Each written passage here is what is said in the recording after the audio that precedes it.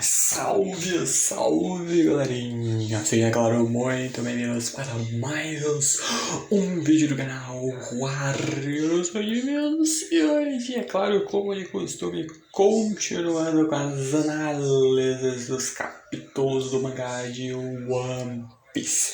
Indo para o capítulo 1108, intitulado Mundo Câmbio, onde reviravoltas vão nos ser reveladas nos capítulos adiante. Capítulos esses que, por sinal, já tem até aqui review no canal.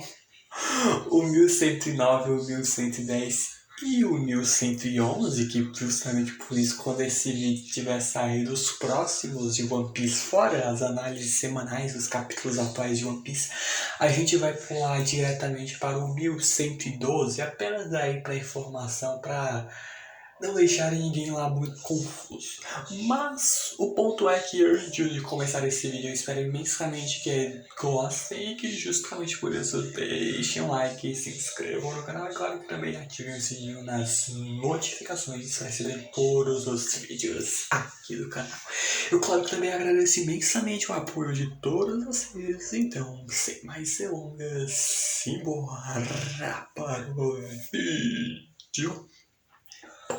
O capítulo basicamente continua diretamente de onde o último tinha terminado, com o Caribou basicamente encontrando ali a Catalina Devon e o Van Alcor, que na mesma hora já aponta ali a arma dele pro Caribou. E ele sabe quem é o Caribou, mas ele pode ser um pirata, mas esta é uma ilha do governo. E há pessoas que estão atualmente atrás da cabeça do Barba Negra. Então ele pode muito bem ser algum tipo de espião ou qualquer coisa do tipo. Não é a primeira vez que a gente vê esse tipo de coisa. Mas o próprio Caribou dizendo que eles entenderam ali tudo errado, pedindo para que, por favor, confiem nele, porque se o matarem aí, quantos deles terão as suas cabeças rachadas ao meio pelo Barba Negra? Vai ser um negócio bem complicado. E por quê? Bom, o ponto é que o próprio Caribou tem informações que ninguém mais tem e a gente sabe de fato disso. Ele sabe ali a localização das duas armas ancestrais que carregam nomes de deuses.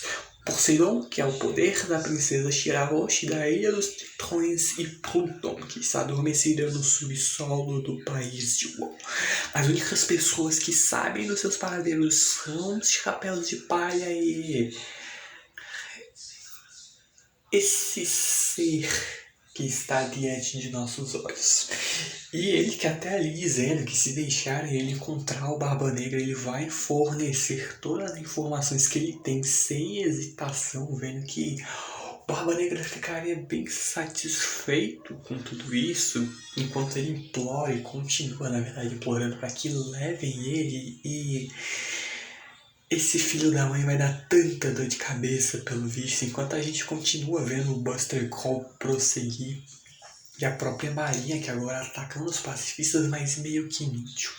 Porque os pacifistas bloqueiam os tiros com os Bubble Shields, os escudos de bolhas, e simplesmente depois disso devolvem os golpes, fora também os lasers de luz ali do Kizaru, que eles também têm a capacidade de gerar. Então a Marinha vai passar por uma humilhação sem precedentes, enquanto a gente vê todos os vice-almirantes que estão aí no Buster Call. A vice-almirante Bluegrass vendo que não tem como ficar animada, mesmo se os derrotarmos, será uma perda para a Marinha. E seria de fato um absurdo ainda maior se eles fossem abatidos. O próprio vice-almirante Round vê que seria inédito, mas há alguma chance de cancelar o Buster Call, ainda mais nessa altura do campeonato, enquanto o vice-almirante Guillotine vê que o próprio Vegapunk deu aos piratas a autoridade de comandar os pacifistas, onde, no fim das contas, não teria como parar com tudo isso. Enquanto eles basicamente começam a ver o Vegapunk como um rebelde, um grande criminoso que agiu contra o governo. Só que primeiro eles devem trazer os pacifistas de volta ao lado deles. Quando a gente acaba vendo que, bom, eles devem apenas trazer a cabeça da Bonnie justamente porque ela é quem atualmente comanda os pacifistas. E todos os vice-almirantes, quando ouvem essa informação, na hora simplesmente vão direto atrás deles. Como no caso do vice-almirante Doberman, quando a gente descobre a localização atual da rota de fuga deles sendo basicamente mandada para todo mundo. E acaba que o próprio Doberman vai correndo enquanto chega o vice-almirante do quartel-general da Marinha Tosa, que já chega basicamente para acabar com a Bonnie, que tá fugindo ali junto de Atlas, Kuma e Frank, e o Tosa, que basicamente encontrou eles e vem ali imbuindo as suas mãos com hack, vendo que essas garras equivalem a 10 Shiganos, que é uma das técnicas mais fortes ali da CP9 e tudo mais, e também da CP0 por sinal. E esse poder equivale a 10 dessas técnicas que podem até mesmo destruir armaduras. O seu poderosíssimo Tozagami, quando ele estava perto ao ponto de simplesmente acabar com Bonnie, ele é quem se lasca. Porque simplesmente surge um machado e uma espada gigante que basicamente enterram ele vivo no chão. Armas estas que simplesmente são deles. Brog e Dory, que no fim das contas chegam aí. O Frank, que não conhece eles. Afinal de contas, ele não estava em Little Garden ainda. Na verdade, ele estava na tripulação na época que o pessoal estava lá em Little Garden. Mas o ponto é que eles conferiram os cartazes de procurados para garantir que reconheceriam os novos membros, mas nenhuma das pessoas que eles estão observando atualmente é um dos chapéus de palha, porque Bonnie, Kuma e Atlas de fato não são. Ah, mas o Frank, só lembrando o cartaz de procurado do Frank, quem tá na capa ali é o sangue, então meio complicado, mas o ponto é que o Frank explica rapidamente a situação, que eles basicamente estão ali do lado do Luffy, eles são ali companheiros do Luffy e tudo mais, o Frank principalmente, já que é membro da tripulação, mas eles que basicamente vieram para dar toda essa ajuda e eles mesmos dizem que vão ali proteger os companheiros do Luffy a todo custo. E a própria Bonnie, mega preocupada com Luffy, Sandy e Vegapunk, que ainda estão no meio da ilha, perguntando a Brog e Dover se eles conseguem ajudá-los também. E eles que, quando ouvem esses nomes até que bem nostálgicos, concordam plenamente que podem fazer isso, enquanto o tal do Vegapunk seria o homem de quem o estudioso, ou seja, aqueles cientistas que estavam fugindo de Egghead, mas que o navio ia ser atacado pelo governo mundial, mas que acabou sendo salvo pelos gigantes de Elbaf. O ponto é que eles basicamente vão ajudar quando ali vem os outros membros da tripulação dos guerreiros piratas gigantes, basicamente indo levar Bonnie, Kuma, Atlas e Frank até basicamente o navio ali deles. E o próprio Frank, quando observa toda essa situação, vê que então esses são os mestres que o Sop tanto vive falando. E sim, são de fato eles. Quando a gente continua vendo ali os vice-almirantes, o Urban, Ponsky e também a Bluegrass, quando a comunicação foi cortada basicamente com os demais almirantes, afinal de contas, o Toza foi completamente humilhado, enquanto a Bluegrass basicamente pega uma das máquinas, um dos robôs Beasts, que serviam basicamente como sistema de defesa de Egghead para si própria, já que a fruta dela é a fruta da montaria, qualquer coisa na qual ela monte ela consegue controlar. E até me vem a pergunta se coisas vivas, beleza. O robô ele é um robô, então dá pra contar mais coisas inanimadas, também contaria. É um ponto. Mas o ponto é que ela vem pra dar uma carona ali pra quando eles basicamente veem que na costa nordeste há um navio de Elbaf, provavelmente os gigantes estão aí para lutar contra a marinha e o governo mundial, e a força ali dos gigantes varia e muito, onde a própria Bluegrass, curiosa sobre a Doll já ter lutado contra um gigante, não, mas há mais de 20 anos o superior dela era um gigante. E quando ela diz era, ela está se referindo basicamente ao Saul, que é de fato alguém extremamente forte. Enquanto a gente vê o grupo do Frank basicamente indo até o navio dos gigantes, enquanto Luffy, Sandy e o Vegapunk, que está num estado completamente quase à beira da morte, encontram-se diante basicamente ali do Saturno, que fica numa forma ainda mais animalesca, algo ainda mais bizarro, onde eles vendo que eles não vão sobreviver se não fugirem. Só que o ponto é que o Vegapunk sabe que se moverem ele vai sangrar ainda mais e vai infelizmente morrer. Só que o próprio Sandy vê que eles prometeram que fugiriam juntos da ilha.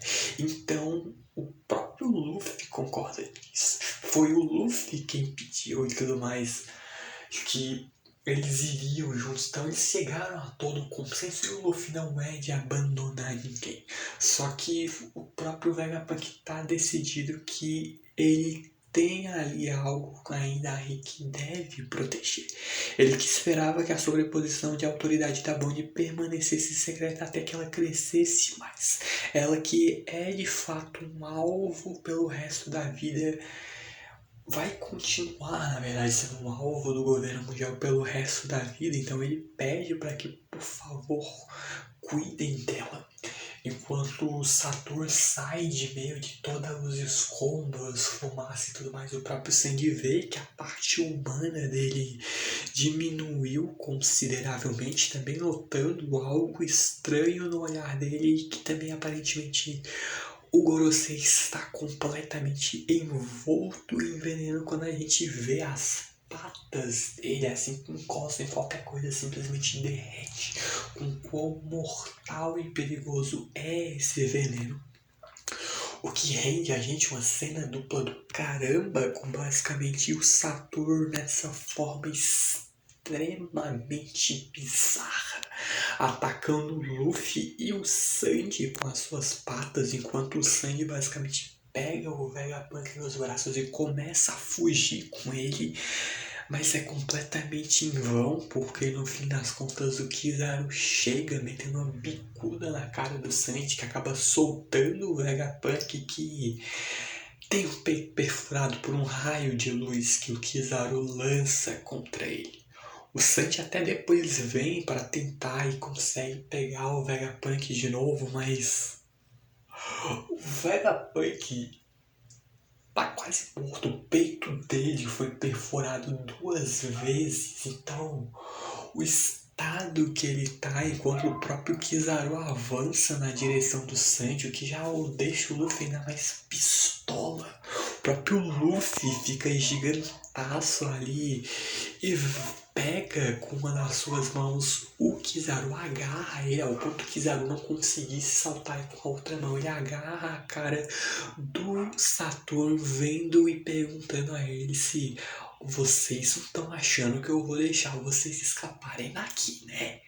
Só que enquanto isso a gente começa a ver que uma transmissão do Vegapunk começa.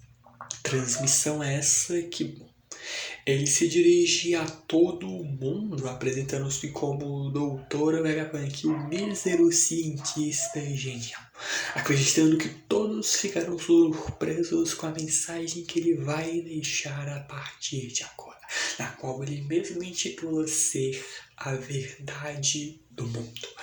E bom, quais seriam as palavras que o Vegapunk vai revelar? Tudo isso e muito mais a gente vai acompanhar nas emoções dos próximos capítulos.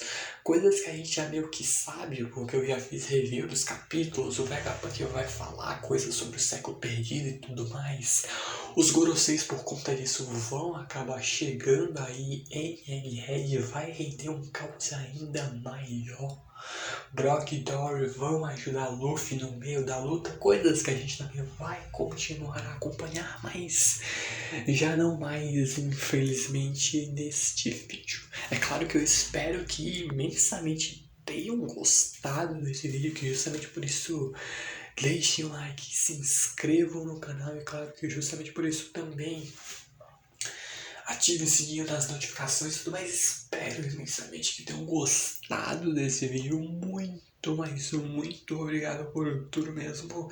Eu então vejo vocês no próximo vídeo. Então falou, valeu. E eu fui.